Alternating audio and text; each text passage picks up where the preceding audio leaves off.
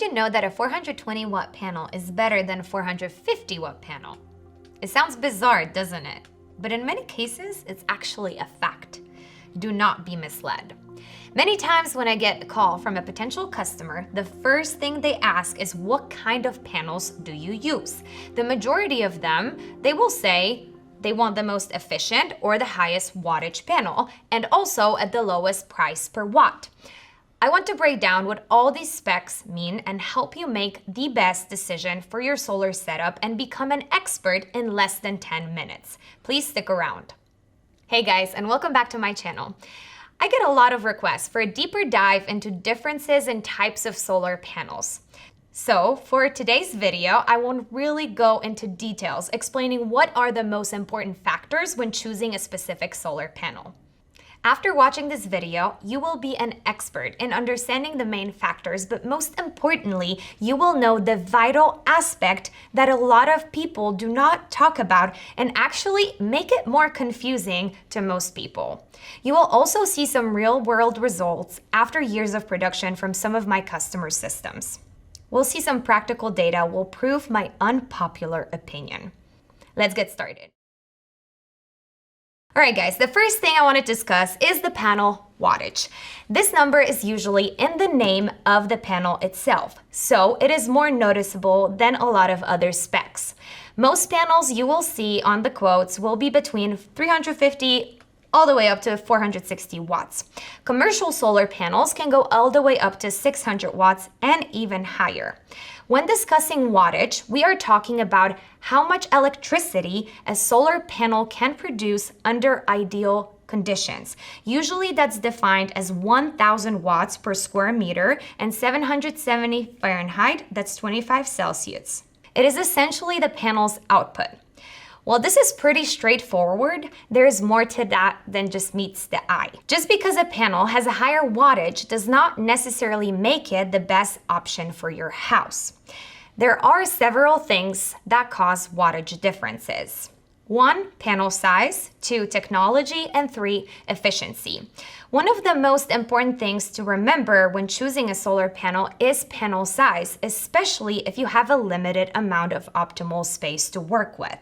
The larger the panel, the more solar cells you can fit, so they usually will produce more watts. But this does not always translate to more power for your specific roof. Let's say you have limited amount of southern exposure on your roof and you can fit either 10 450 watt panels or 12 420 watt panels.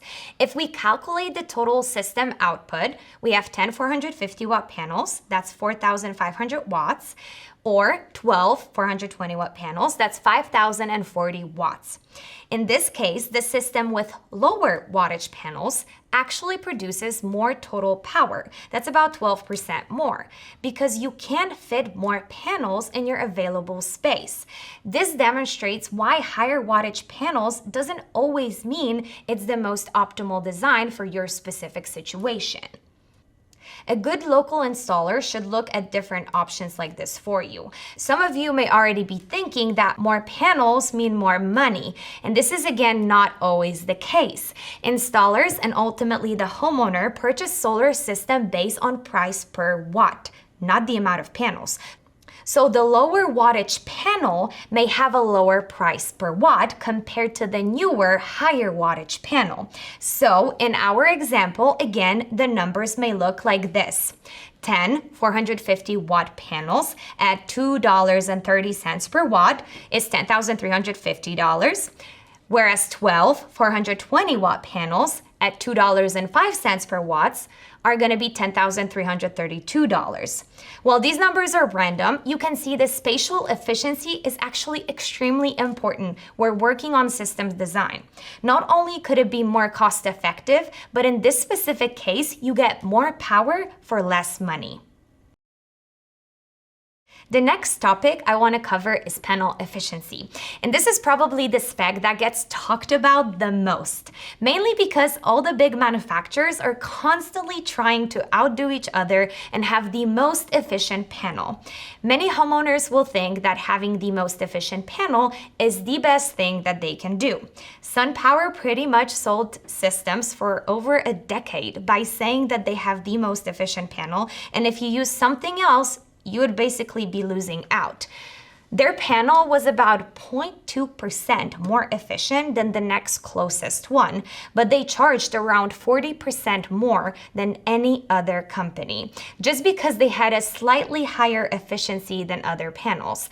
Now, I'm afraid many people fell for this, and while it is a very good equipment, unfortunately, the ROI on those with high cost is considerably longer. Now, basically, efficiency is the measure of how much sunlight a solar panel can convert into usable electricity. So it represents the percentage of solar energy that can then be turned into electrical power under standard testing conditions.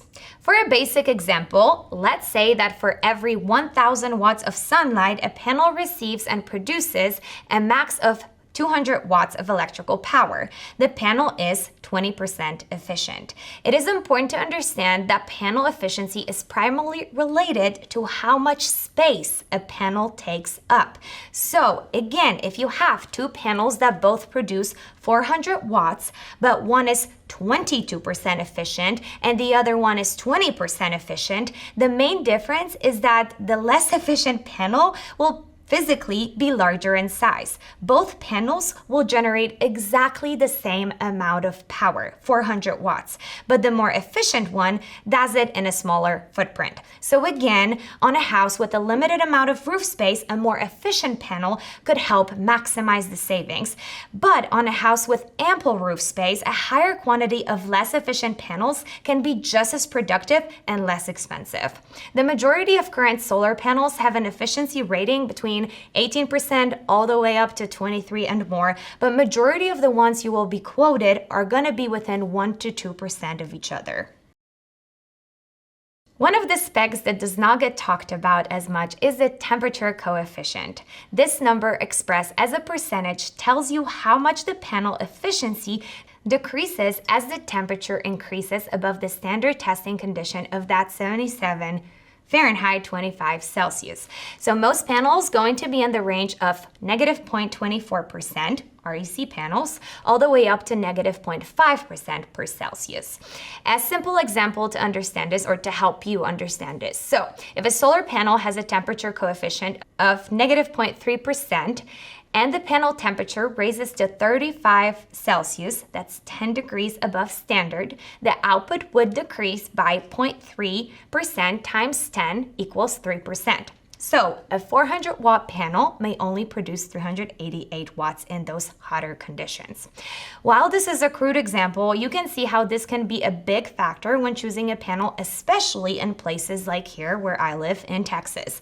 Over the entire summer, where temperatures are way over 100 Fahrenheit, which is 37.7 Celsius, a better temperature coefficient can make a significant difference.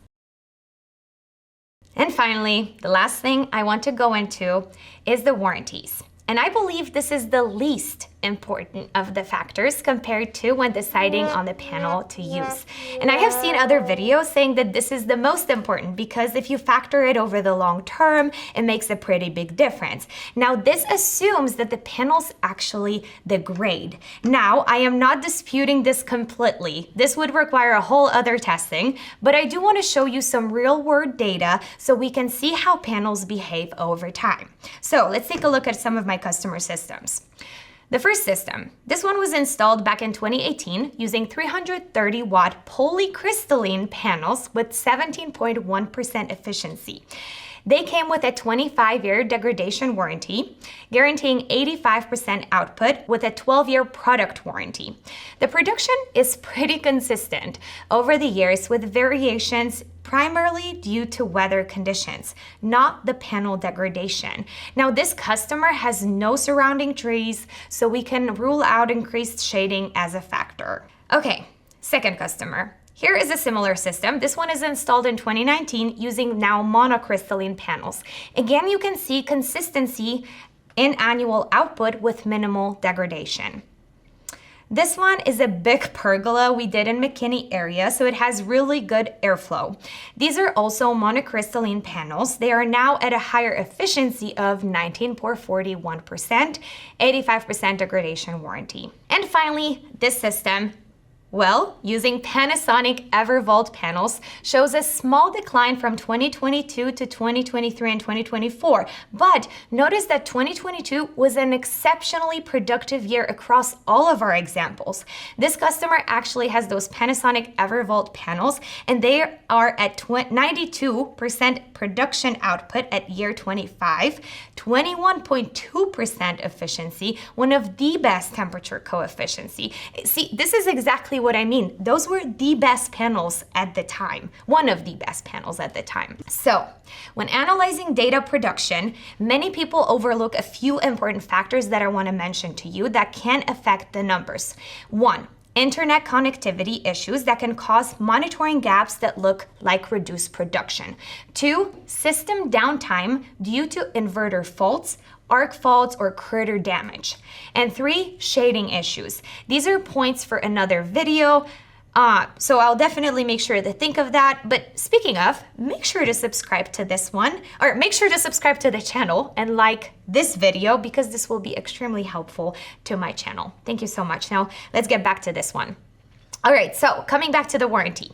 All Tier 1 panels will have at least 25-year product and production warranty. Some panels, like I mentioned, REC have that 25-year labor warranty for certified installers. The product warranty is going to protect you from manufacturer defects. We rarely have to make claims for these because the panels do not have any moving parts.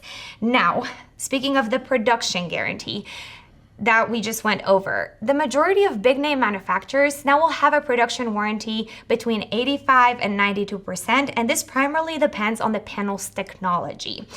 Now, they say that the warranty is only as good as the company backing them, so any reputable and bankable manufacturer should support the product.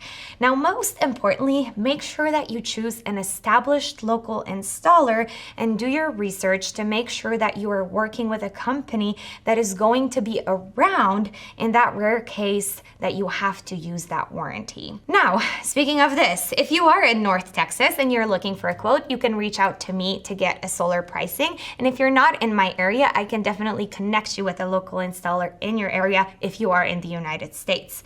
My contact info is going to be in the description below. Now, let me just say, in my 10 years of running solar time in Dallas, I have yet to claim a panel under a production warranty. My dad, running his solar business in Europe since 2009, has yet to claim a panel under a production warranty.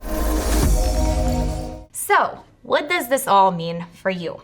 Well, my opinion may be a little bit different, but the most important factor when it comes to choosing the right panel is spatial efficiency. How much optimal space you have in order to design a system should dictate what kind of panel you're going to use. If you have limited room on your roof, higher wattage, higher efficiency, better temperature coefficient might be the best. Then again, maybe a lower wattage, less efficient panel will allow you to put more panels up, generating more power for a lower price.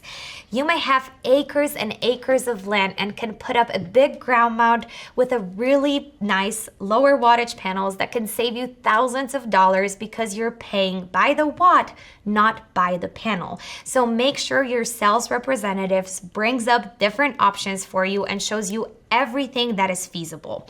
Make them work for you. And remember that at the end of the day, the panels generate DC, but they are absolutely worthless without a working inverter.